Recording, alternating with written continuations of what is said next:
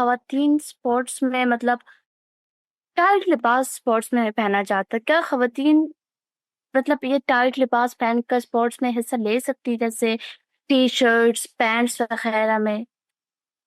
جی، خواتین اگر کھیل کود کرنا چاہتی ہیں تو اس کے اندر جو شریعت کے تقاضے ہیں، عمومی تقاضے جو خود قرآن مجید میں بیان ہو چکے ہیں سورہ نور کے اندر، ان کو تو کسی طرح بھی اگنور نہیں کیا جا سکتا. وہ تو ہر پہلو سے ان کے پیش نظر رہنے چاہیے. وہ آپ جانتی ہیں کہ شرمگاہوں کو ڈھانپنا ہے، ان کی حفاظت ہے، بنیادی جو تقاضا ہے اس کو تو آپ نے پورا کرنا ہے. اسی طریقے سے زینتوں کا افشا نہیں ہوگا، یہ کام بھی آپ نے کرنا ہے.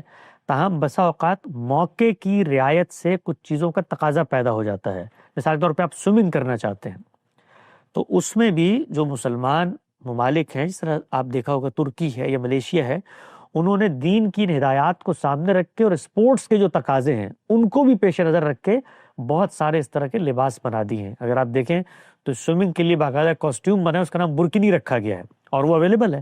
ہم نے خود ملیشیا میں دیکھا. ملیشیا جو ہے وہاں کی خواتین بہت حساس ہیں اس طرح کے معاملے میں. ان کی تہذیب کے اندر یہ چیز رچی بسی ہوئی ہے کہ جو دین کی ہدایات ان پہ کیسے عمل درآمد کرنا ہے.